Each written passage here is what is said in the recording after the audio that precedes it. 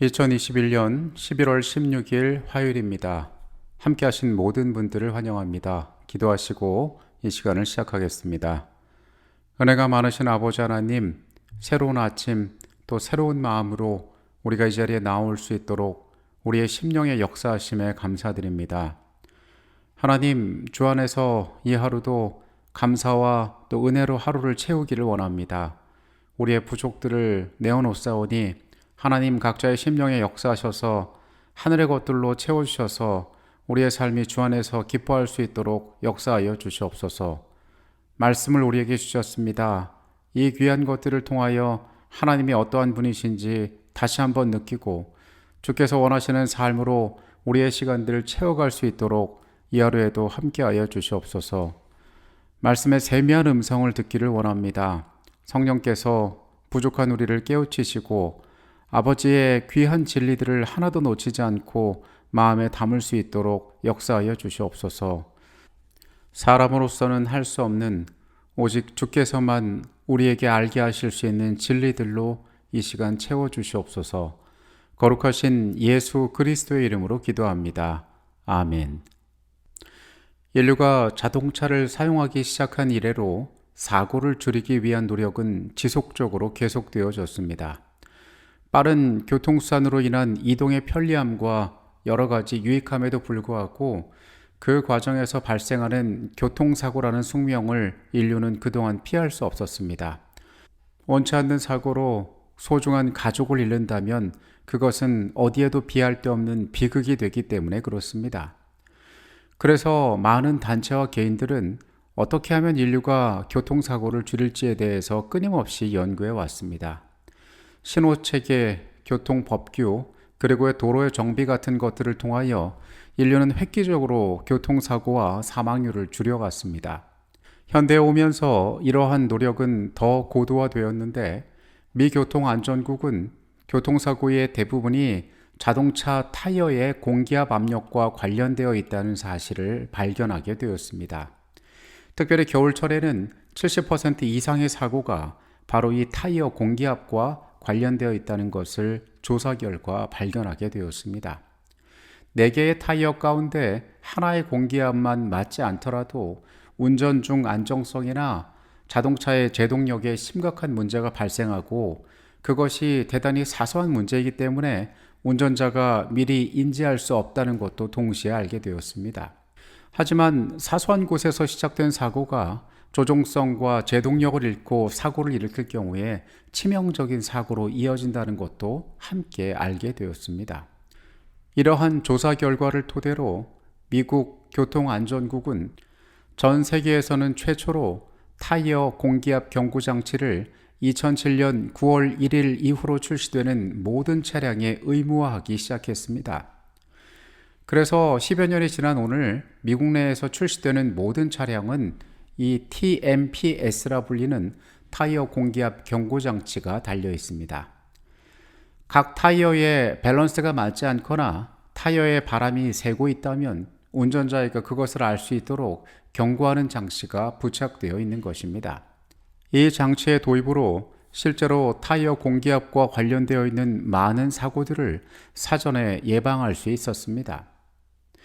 큰 사고는 반드시 큰 문제에서 시작되는 것은 아닙니다. 이것은 우리의 삶의 다른 부분들에서도 볼 수 있는 사실입니다. 처음에 어떠한 차이가 사람의 눈에 볼 때는 큰 것이 아닐 수 있지만은 나중에 결과를 보면은 엄청난 차이를 불러올 수도 있는 것입니다. 영적인 부분에서도 마찬가지일 수 있습니다. 처음 하는 영적인 선택에 있어서 그것이 이쪽과 저쪽의 길들이 크게 달라 보이지 않을 수 있습니다.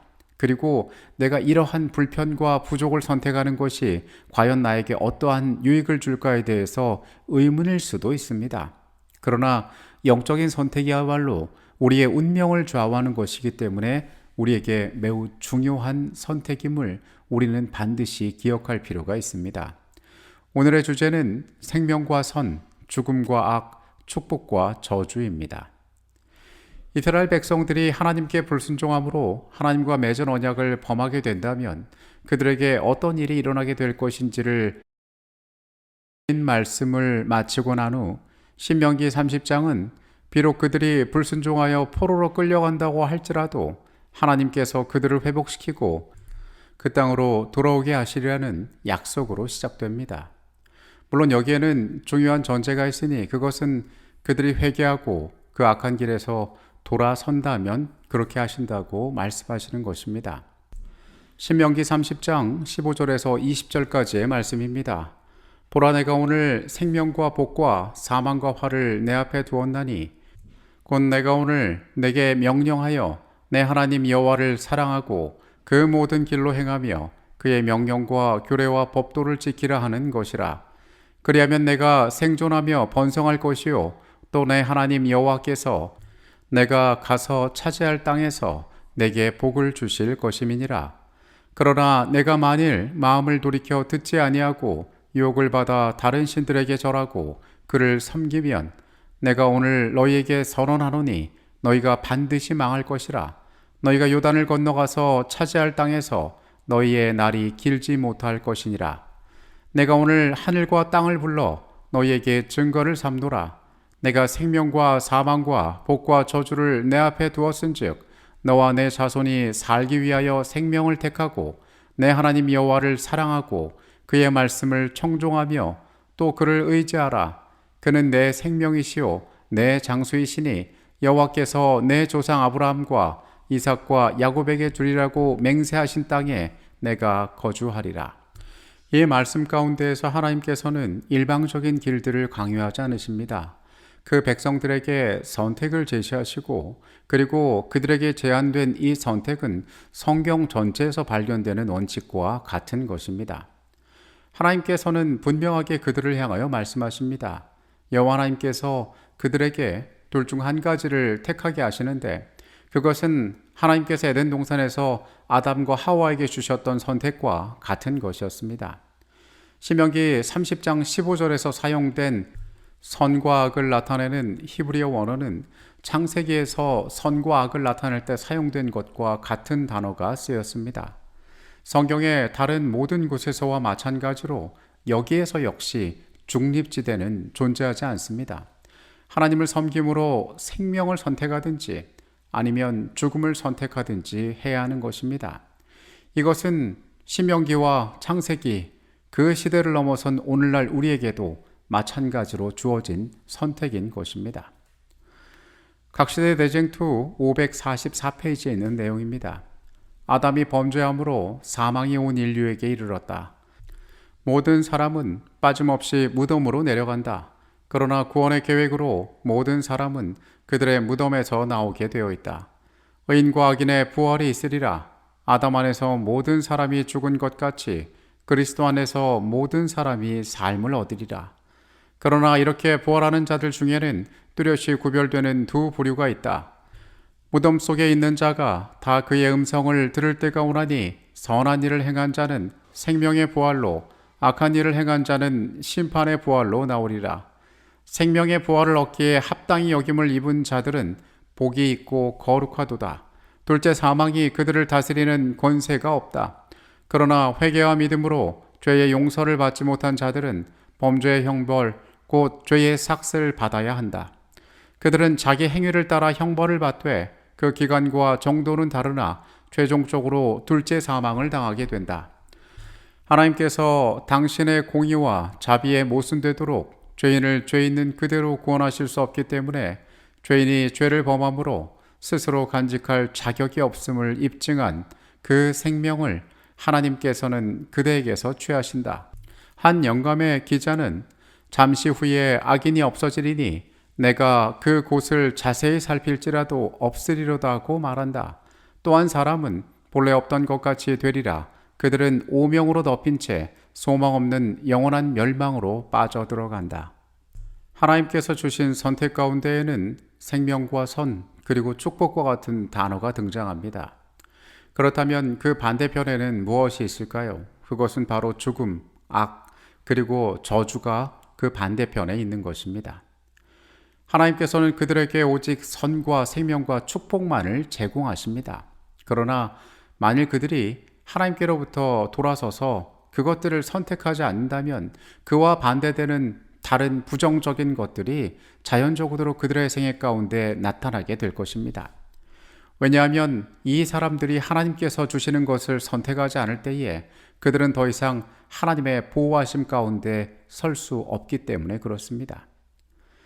각자의 삶이 이것들을 어떻게 이해하든지 간에 우리의 삶은 최종적으로 두 가지의 선택 앞에 놓여 있습니다. 그리고 이 선택은 누구의 지시나 강압도 아닌 우리 스스로에 의해서 결정되어지는 것입니다.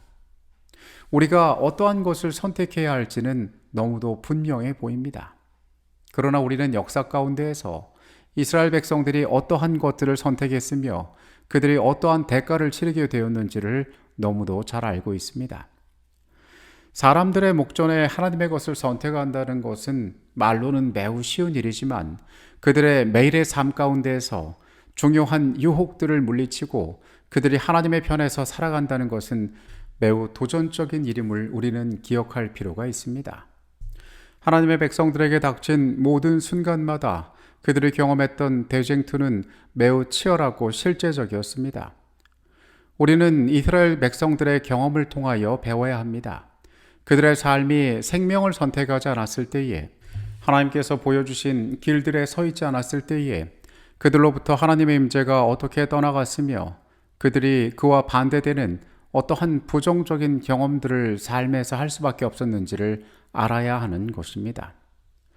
하나님께서는 오늘날 우리에게도 이 두 가지의 길을 놓고 선택하라고 말씀하십니다. 어제부터 반복하는 말이지만은 중립지대는 없습니다. 하나님을 믿든지 그분의 보호하심을 떠나 그와 반대되는 삶을 살아갈 것인지 우리는 이 중요한 것들 가운데 선택을 해야 하는 것입니다. 보주와 선지자 207페이지입니다.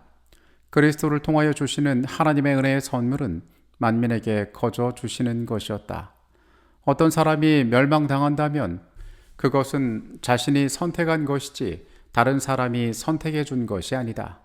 하나님께서는 모든 영혼이 영생을 얻도록 택하심을 입을 수 있는 조건을 당신의 말씀 가운데 제시하셨는데 그것은 그리스도를 믿는 믿음을 통하여 그분의 계명을 순종하는 것이다.